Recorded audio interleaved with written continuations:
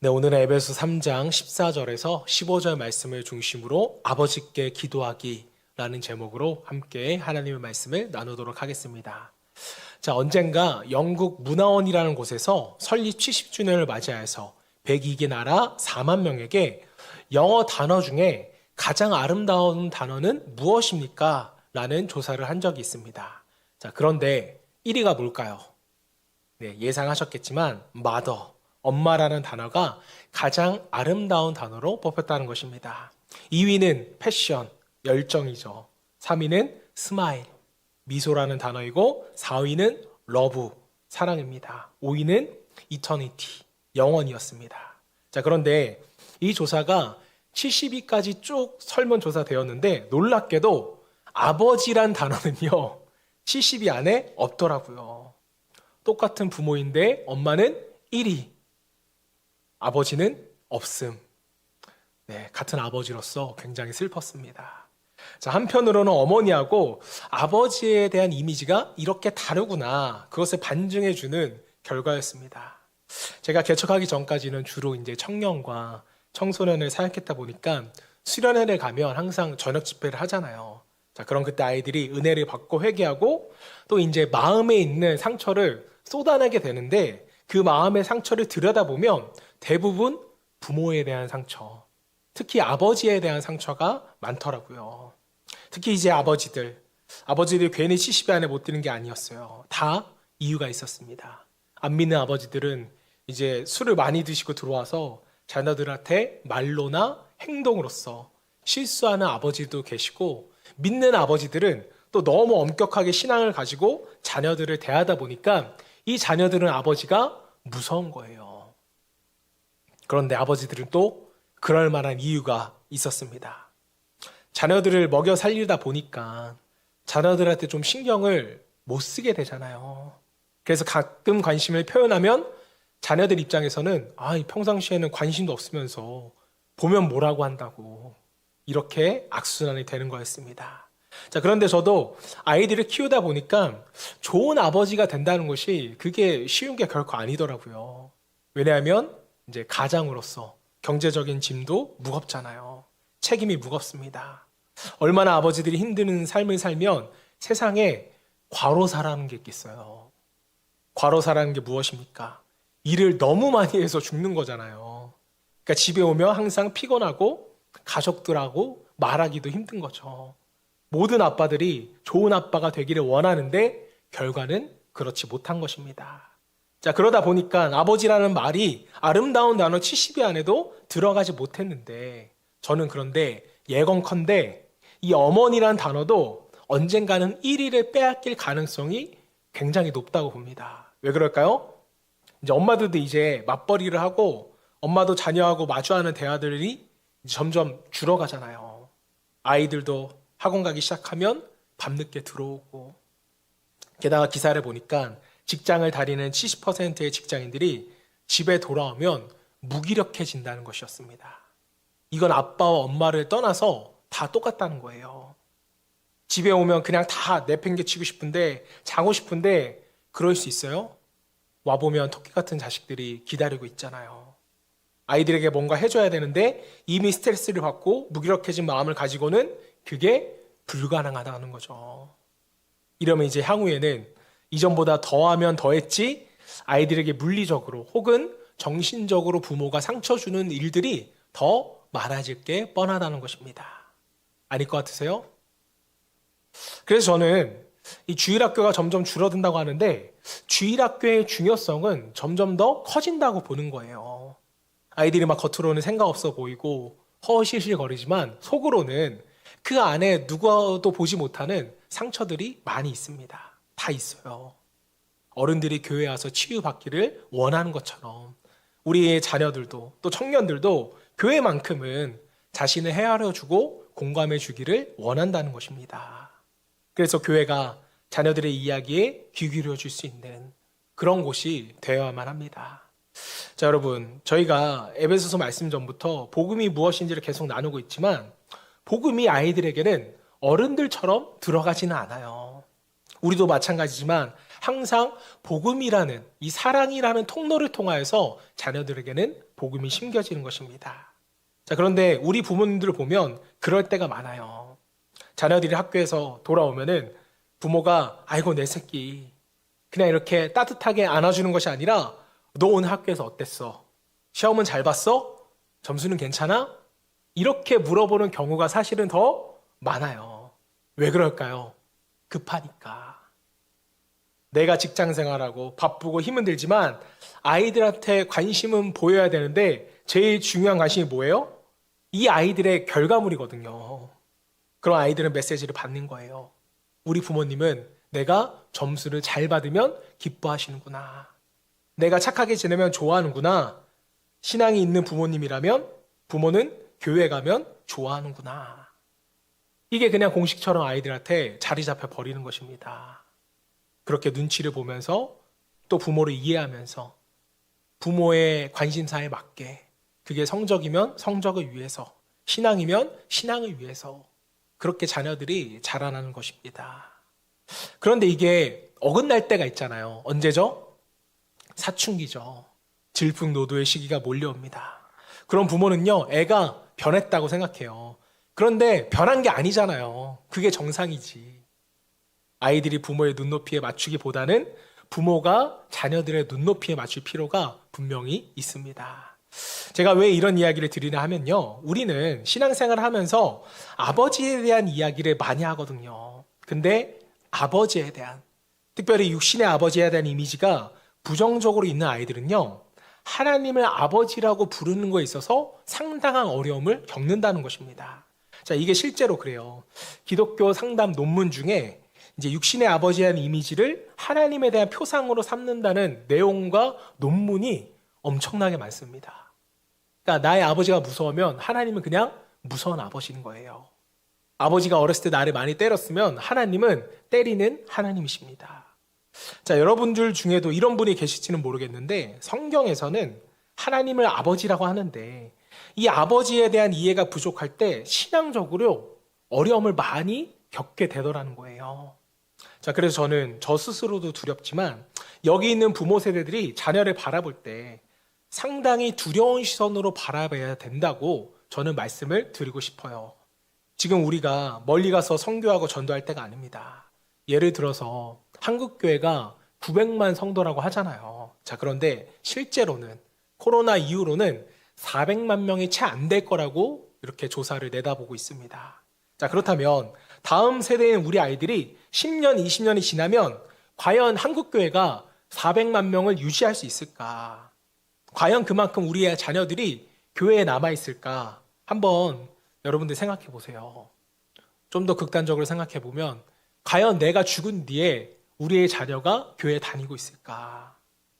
결코 긍정적이지 않다는 겁니다. 여러분, 저 아프리카 가서 선교 10명 한 다음에 우리 집에 있는 애들 10명을 떠나 보낸다면 과연 하나님 나라에 무슨 이득이 있겠어요? 저는 오히려 이렇게 말씀을 드리고 싶습니다. 오해하지 말고 잘 들으세요. 교회가 손해를 보더라도 여러분들의 자녀를 세우는 것이 더 중요합니다. 여러분들이 교회에 안 나오셔도 셀 모임을 안 하더라도 오히려 그 에너지를 자녀들에게 사용하셨다면 그것이 더 하나님이 기뻐하시는 방향이에요. 그러다가 내가 뭔가 아이들에게 줄 게 없어서 내가 충전해야겠다. 그럼 주일날 나오셔서 다시 목숨 걸고 여러분들 예배 드리시면 돼요. 예전에 한국교회는 아이들은 방치되어도 교회에 나와서 전도하고 봉사하면 하나님이 다 책임져 주실 것처럼 말했습니다. 자, 그런데 정말 아이들이 방치되어서 신앙적으로 자라지 못한다면 그 아이들 가운데 상처만 남아있다면 이건 하나님 나라에 조금도 득이 되지 않아요. 우리 자녀들이 농담처럼 그러잖아요. 엄마는 왜 나한테 하는 목소리하고 왜 교회 집사님하고 전화하는 목소리가 달라? 집에서는 이놈 새끼 너 때문에 못 살아 이러다가 갑자기 전화 오면 네 집사님 잘 지내셨어요? 저도 덕분에 잘 지내고 있어요. 저도 어머니의 이런 모습을 좀 본 것 같아요. 오늘 안 나오셔서 말씀을 드립니다. 이런 모습을 보면 우리의 자녀가 뭐라고 생각하겠어요? 신앙이란 저런 거구나 생각하지 않겠습니까? 그럼 난 저렇게 하지 않겠어. 우리 아이들이 더 성숙하다는 거예요. 지금 여기에는 아이를 다 키우신 분들도 있고 앞으로 키우실 분도 있겠지만 우리 아이를 양육하는 것이 예배고 아이를 잘 양육하는 것이 우리의 사명이고 아이들을 신앙 안으로 들어오게 하는 것이 전도고 그게 바로 선교입니다. 억지로 하는 거 말고 이 아이들이 자발적으로 교회에서 신앙생활 할 수 있도록 여러분들이 지혜롭게 양육을 하셔야 됩니다. 억지로 하는 아이들은 그럼 나중에 대학교 또 결혼해서 독립하면 교회에 잘 안 나가요. 아까 그래서 400만 성도가 유지될 것인가에 대해서 부정적이라고 한 것이 바로 이것입니다. 아이들 신앙으로 양육하는 거 물론 어렵죠. 그래서 부모에게는 지혜와 눈물의 기도가 필요합니다. 우리의 자녀들이 정말 중요해요. 오늘 왜 이렇게 부모와 아버지에 대해서 얘기를 서두에 꺼내냐면 오늘은 이제 기도에 대한 이야기를 할 텐데요. 이 기도도 아버지, 하나님의 아버지로 이해하는 이해함이 없으면요. 기도는요. 반드시 잘못되어집니다. 자, 그래서 이게 아버지를 아는 게 정확하게 아는 게 중요합니다. 이 또한 복음의 내용인데요. 자, 오늘 사도 바울이 누구에게 기도하는가 한번 보세요. 오늘 본문 3장 14, 15절 말씀. 이러므로 내가 하늘과 땅에 있는 각 족속에게 이름을 주신 아버지 앞에 무릎 꿇고 비노니. 자, 바울은 이렇게 기도했는데요. 자, 그런데 우리는요, 기도함 중에 이 아버지의 자리에 뭘 좀 넣고 싶어 해요. 아버지 대신에 우리는 하나님을 넣고 기도합니다. 그런데 그냥 하나님이 아니라 각 족속에게 이름을 주신 전능하신 하나님, 이 하나님 앞에 무릎을 꿇고 기도하오니 이렇게 기도를 한다는 거예요. 전능하신 하나님의 그 무한하신 능력으로 이 감옥에서 좀 열어주시옵소서. 우리는 이렇게 기도하기를 원합니다. 혹 어떤 분은 왜 하필이면 아버지야? 우리 아버지는 돈도 없었고 우리 아버지는 엄격했고 우리 아버지는 무능했는데 내 인생을 책임져 주지 못했는데 그런데 하필이면 아버지께 기도하라고? 난 아버지보다 하나님이 좋은데? 이런 생각이 은연중에 갖고 계신 성도님들도 계실 수 있어요. 다 어렸을 때 아버지에 대한 상처죠. 예수님이 이 땅에 오셔서 우리의 십자가를 대신 지셨습니다. 우리를 구원하셨어요. 우리가 이렇게 구원받고 얻은 혜택 중에 정말 중요한 혜택이 뭔가? 그게 바로 하나님을 아버지로 부를 수 있게 된다는 거였습니다. 하나님을 아버지라 부를 수 있게 하기 위해서 예수님이 십자가에서 돌아가신 거였어요. 자, 근데 우리는 신앙생활하면서 아버지를 너무 인식하지 않아요. 그러면서 신학에 문제가 나타나기 시작합니다. 유대인들이 그랬어요. 유대인들은 하나님을 아버지라 부르지 않았습니다. 감히 하나님을 아버지로? 자, 그래서 유대인들은 주님이 오신 그 후에도 10세기 동안이나 유대인의 책들을 보면요, 하나님을 아버지라 부르는 책이 없다는 거예요. 우리가 왜 성경 공부할 때 하나님을 쓸 때 하나님 한글로 안 쓰고 번데기 모양 표시를 하잖아요. 이게 유대인들이 썼던 약자인데 하나님이란 단어, 데오스를 감히 쓸 수가 없어서 그들이 약자로 쓴 것이었습니다. 하나님을 감히 말하면 신성 모독이었고 전능하다고 믿는 하나님을 인간의 아버지라는 명칭으로 부르는 것을 허용할 수가 없었어요. 자, 그런데 예수님은 그걸 하러 오신 거거든요. 하나님이 우리의 아버지 되게 하시려고. 자, 예수님이 제자들에게 기도를 가르쳐 줄 때 첫 마디가 뭐였습니까? 너희는 이렇게 기도하라. 하늘에 계신 우리 하나님? 아니죠. 하늘에 계신 우리 아버지요. 헬라어 원어를 보면 파테르부터 시작합니다. 파테르, 파더, 아버지. 그런데 아버지요, 이렇게 끝난 게 아니에요. 예수님은 아버지 앞에 하나를 더 붙였습니다. 아빠, 아버지.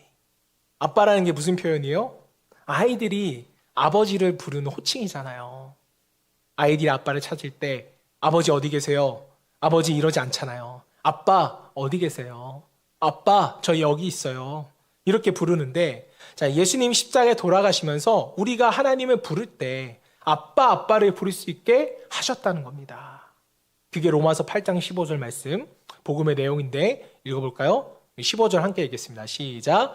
너희는 다시 무서워하는 종의 영을 받지 아니하고 양자의 영을 받았으므로 우리가 아빠 아버지라 부르짖느니라. 우리가 아이니까 아빠라고 부르는 겁니다. 양자의 영, 다시 말하면 자녀의 영을 받았다는 거죠. 갈라디아 4장 6절 말씀도 똑같아요. 다시 같이 읽습니다. 시작. 너희가 아들임으로 아빠 아버지라 부르게 하셨느니라. 이렇게 예수님께서 아빠 아버지라 부를 수 있도록 하셨음에도 불구하고 왜 우리는 이 아빠라고 하나님을 생각하는 것이 어려운 것일까? 저부터도 그랬습니다. 그래서 고민해 봤어요. 왜 그럴까? 하나님이라고 부르는 게 왜 더 편할까? 제 생각으로 이런 것 같아요. 뭔가 우리가 기도할 때는 불가능한 일을 만났거나 혹 한계에 만났을 때 바로 그 한계를 뛰어넘기 위해서 기도하는 경우가 많잖아요. 그런데 그 한계를 뛰어넘게 하는 분이 아버지보다는 전능하신 하나님이 훨씬 더 나아 보이는 거예요. 아버지는 왠지 약할 것 같고 전능하신 하나님이 더 세 보이는 겁니다. 아버지, 아빠 도와줄래요? 아빠는 좀 힘이 없는 것 같은데 전능하신 하나님, 이건 좀 힘이 들어가는 것 같습니다. 자, 이런 임시 때문에 이유가 하나 있는 것 같고, 또 하나는 우리가 아버지께 기도하지 않는 이유는 우리 스스로 어른이라고 생각하기 때문입니다. 알 만큼 안다. 이 일은 내가 더 전문가다. 하나님, 이 일에는 끼지 마시고 그저 좀 더 힘든 일이 있을 때 그때 나타나 주시면 돼요. 이번 건 제가 좀 알아서 할게요, 아버지. 예배할 때 똑같아요. 우리가 왜 예배할 때 그렇게 누군가를 의식하는지는 잘 모르겠습니다. 자, 성경이 말하는 찬양하고 예배하고 하나님을 경배하는 일은요, 지금 우리가 이렇게 예배하는 것처럼 정적이지가 않았어요. 이렇게 가만히 있지 않았습니다. 자, 그런데 우리는 옆에서 좀 박수라도 좀 크게 치고 손이라도 좀 들고 찬양하면 에휴, 뭐 저렇게까지 할 필요 있어? 이런 생각을 한다는 거죠. 왜 자꾸 옆 사람에게 집중하세요? 우리가 하나님께 집중하면 되지. 자, 그러다 보니까 하나님께 집중하고 또 이게 신경 쓰이는 거예요. 내가 손들면, 박수치면, 크게 기도하면 저 사람이 나를 어떻게 생각할까? 자, 그러니까 예배가 항상 누구를 의식한다? 주변을 의식하는 거예요. 왜요? 내가 어른스러움을 유지해야 된다고 생각하기 때문에. 그런 생각이 있다 보니까 아빠는 유치한 겁니다. 아버지는 힘이 없어 보이는 거예요. 하나님이 내 수준으로 눈높이로 맞추어 주셨는데 내 눈이 더 높아져서 다 큰 어른이 아빠가 뭐야. 자, 그런데 여러분, 에베소서 3장 14절 15절을 적을 때 사도 바울이 지금 로마 감옥에서 죽을 날을 앞둔 그 시점이었습니다. 이때가 AD 60년이었어요. 그럼 사도 바울은 지금 나이를 살펴보면 최소 60 이상의 노인이었다는 것입니다. 이미 산전수전을 다 겪었어요. 자, 그런 감옥 안에 있는 사도 바울이 전능하신 하나님은 나를 감옥에서 꺼내 주시옵소서 이렇게 말하고 있는 것이 아니라 각 족속에게 이름을 주신 아버지 앞에 무릎 꿇고 비오니 이렇게 기도를 하는 것입니다. 저는 이런 사도 바울, 아버지를 의지하는 그 사도 바울의 모습을 보면서 찬송 하나가 생각났어요. 우리가 예배 때 찬송한 찬송가 543장 어려운 일 당할 때 나의 믿음 적으나, 그리고 후렴 가사를 보면 세월 지나갈수록 의지할 것 뿐일세. 우리가 세월이 지나가면 더 많이 알 것 같고 산전수전 다 겪다 보니까 더 잘해 나갈 수 있을 것 같은데 세상이라는 게, 세월이라는 게 지나가면 지나갈수록 알면 알수록 한계를 느끼게 되는 것입니다. 그게 누구라고요? 그게 어른이라는 거예요. 여러분, 신앙 안에서 진짜 어른은 점점 시간이 지나갈수록 아버지를 의지할 수밖에 없는 것이 나라고 그렇게 고백을 하는 겁니다. 철없을 때는 무서울 게 없어요. 왜 그럴까요? 잘 모르니까. 그러니까 겁나지 않습니다. 의지하지 않아요.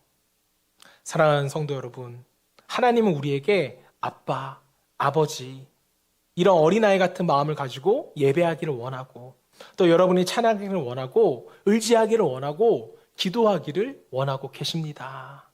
여러분들의 세월이 지나갈수록 또 신앙의 연수가 깊어질수록 또 나이가 들수록 더욱더 하나님을 아빠, 아버지를 여기며 친근하게 하나님 앞에 나갈 수 있는 저와 여러분 되시기를 주님의 이름으로 축원합니다. 자, 오늘 기도에 대해서 이야기를 나누고 있는데요. 정확히 말하면 기도의 전제에 대해서 여러분들과 말씀을 나누고 있습니다. 기도를 오래 하는 것도, 열심히 하는 것도, 간절히 하는 거 다 중요합니다. 저는 그런 태도를 폄훼할 마음은 조금도 없어요. 틀렸다고 얘기하는 것도 아닙니다. 자, 그러나 틀릴 수 있다라는 것을 여러분들에게 좀 얘기하고 싶습니다. 자, 왜 그럴까요? 열심히 하고 간절히 기도하고 오래 기도하는 거 다 좋아요. 좋지만 기도를 시작할 때 내 기도에 대한 전제와 태도를 잘못 가지면 여러분의 열심과 여러분의 간절함은 잘못된 기도로 갈 수밖에 없습니다. 기도는 그래서 항상 시작이 중요해요. 어떤 마음으로, 어떤 태도로, 하나님을 어떻게 생각하며 기도하는가. 이것이 너무나도 우리에게 중요합니다. 자, 그런데 대부분 이런 걸 갖지 않아요. 그냥 신앙만 하면 전능하신 하나님 하고 막 자기 구할 것 구해버리고 그냥 끝내버립니다. 그 기도가 지금 어디를 향해 가는 걸까? 그 길은 모르는 거예요. 내가 지금 어떤 마음으로 기도하는지를 시험하지를 않습니다. 그냥 하면 되는 줄로 알아요. 그런데 그게 그렇지가 않아요. 오늘 에베소서 3장 14절 15절 말씀 다시 한번 볼까요? 이러므로 내가 하늘과 땅에 있는 각 족속에게 이름을 주신 아버지 앞에 무릎을 꿇고 비노니. 자, 여러분, 아버지라는 것은 육신의 아버지라는 건 다릅니다. 우리가 하나님의 아버지라고 부를 때 그 아버지는 어떤 하나님인가? 하늘과 땅에 있는 각 족속에게 이름을 주신 아버지세요. 그냥 아버지가 아니라 모든 족속을 창조하신 창조주 아버지라는 뜻입니다. 여러분의 이름을 아신다는 거예요.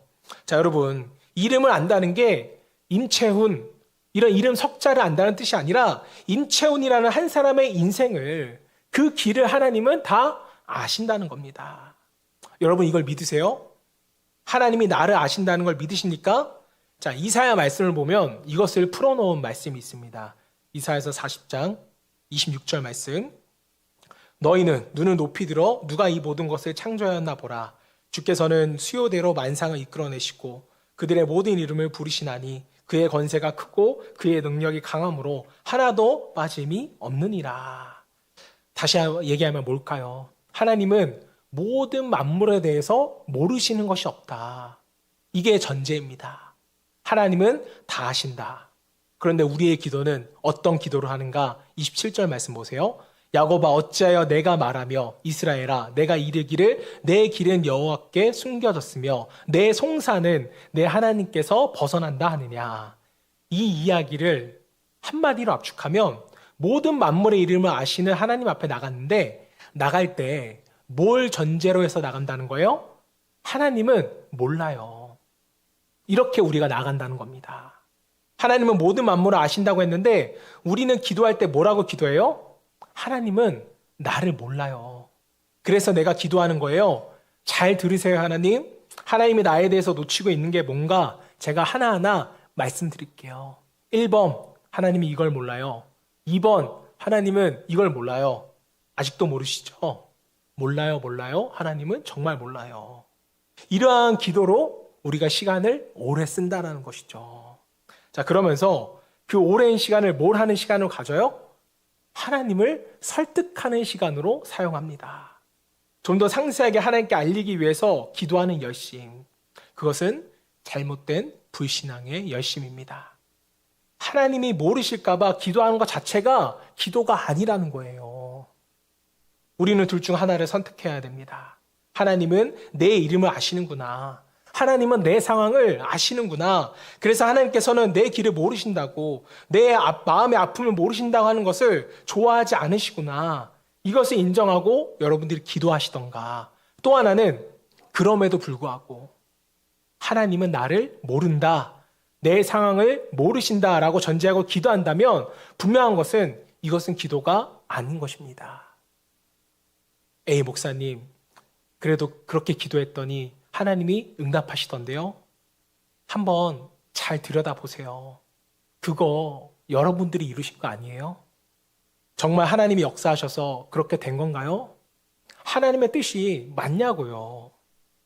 우리는 내가 다 하고 나서 하나님이 하셨다고 이상하게 영광 돌리는 경우가 너무나도 많습니다. 내가 이루어가는 것은 결코 바른 신앙이 아닙니다.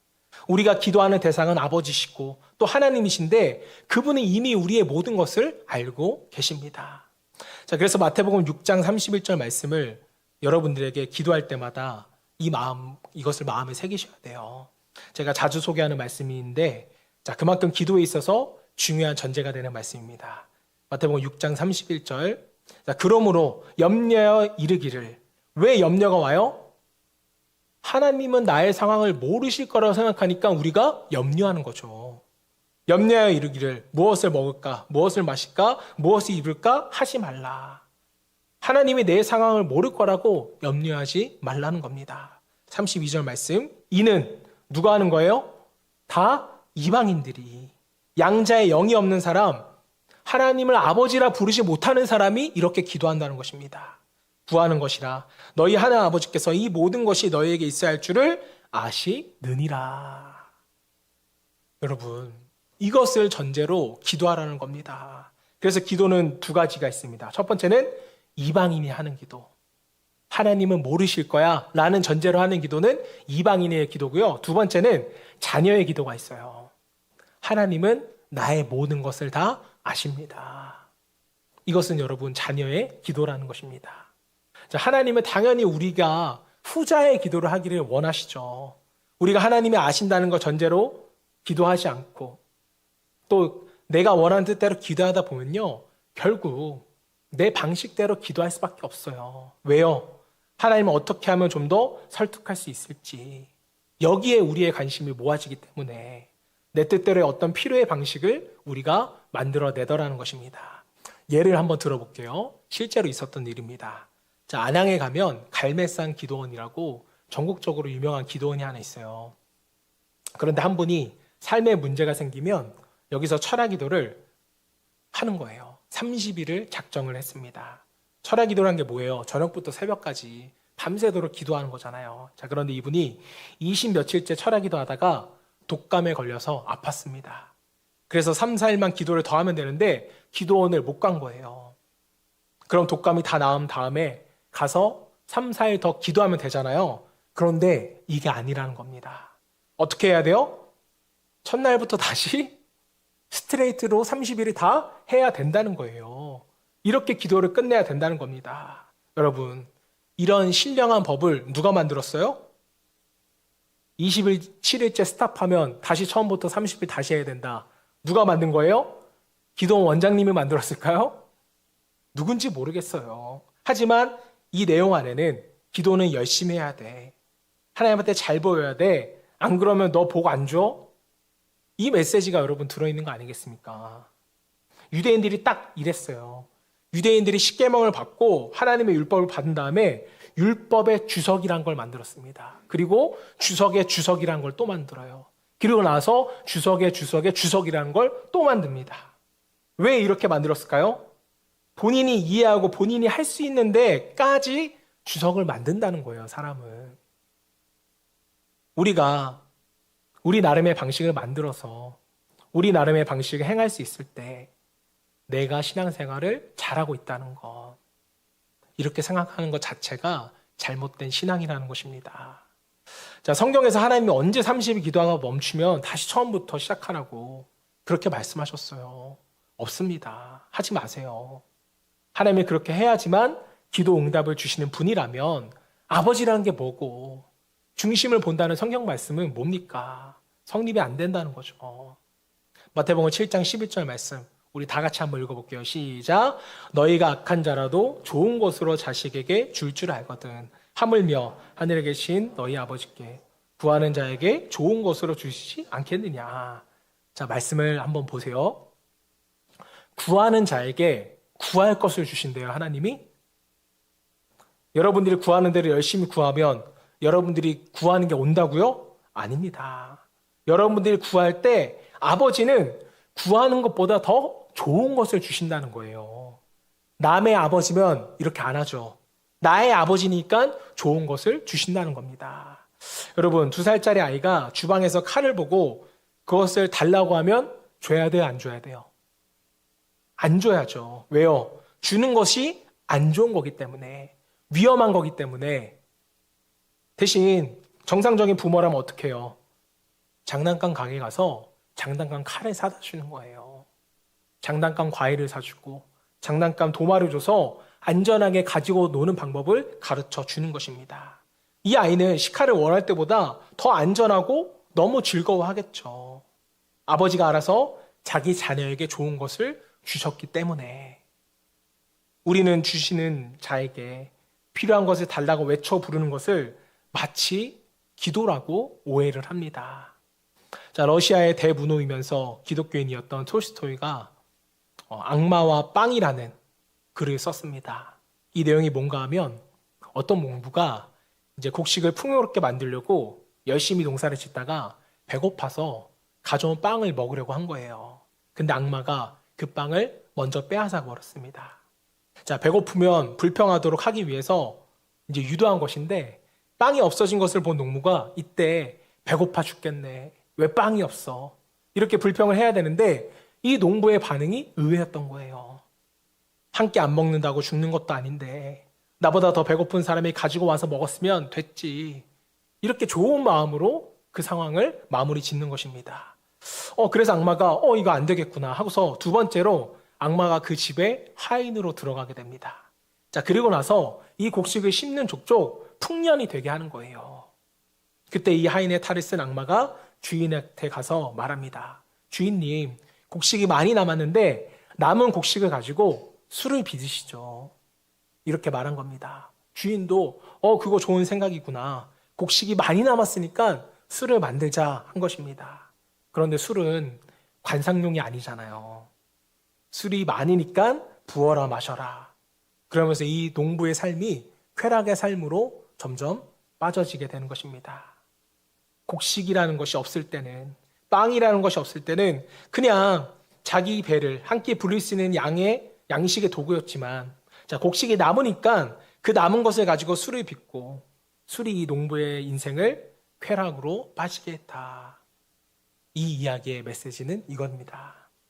자, 그러면 악마는 이 농부의 인생을 무너뜨리는 데 성공했잖아요. 그래서 대장 악마가 이 일을 성공시킨 악마에게 묻는 것입니다. 너 어떻게 그렇게 한 인생을 무너뜨렸냐? 그때 이 부하 악마가 얘기한 내용이 우리에게 참 의미 있는 내용입니다. 뭐라고 대답하냐면 저는 그 농부에게 필요 이상으로 준 것밖에 없습니다.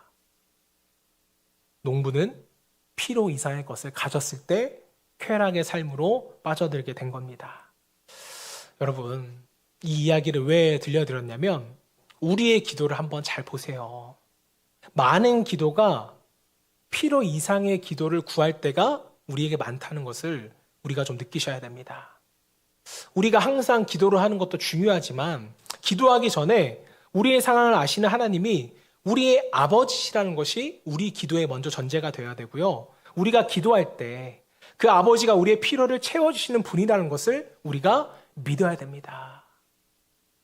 그냥 막 주는 것이 아니라 좋은 것으로 채워주시잖아요. 이 믿음이 없으면 안 그러면 우리는 끊임없이 우리의 욕심을 우리의 기도 제목에 넣어서 기도하게 됩니다. 때문에 과장되고 필요 이상의 것을 구하게 되고 필요 이상의 것이 있으면 우리는 반드시 무너지기가 쉬워요.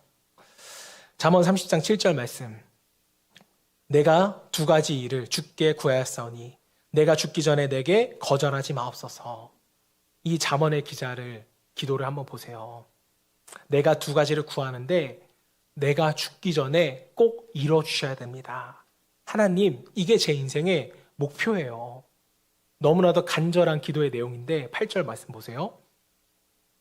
곧 헛된 것과 거짓말을 내게서 멀리 하옵시며 나를 가난하게도 마옵시고 부하게도 마옵시고 오직 필요한 양식으로 나를 먹이시옵소서.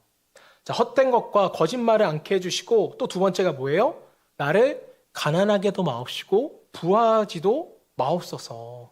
왜 그럴까요? 9절의 이유가 나옵니다. 혹 내가 배불러서 하나님을 모른다 여호와가 누구냐 할까 하오며 혹 내가 가나여 도둑질하여 내 하나님의 이름을 욕되게 할까 두려워함이니이다. 일평생의 기도라는 게 뭐예요? 나를 헛된 것에 빠지지 않게 하시고 거짓말하지 않게 하시고 경제적으로 부하게도 비나게도 하지 말라는 그런 기도입니다. 이 기도의 핵심은 뭘까요? 필요한 만큼 달라는 것이죠. 왜요? 너무나 많으면 내가 하나님을 잃어버릴까봐 두렵고, 내가 너무 없으면 도둑질하여서 죄를 지을까봐 두렵습니다.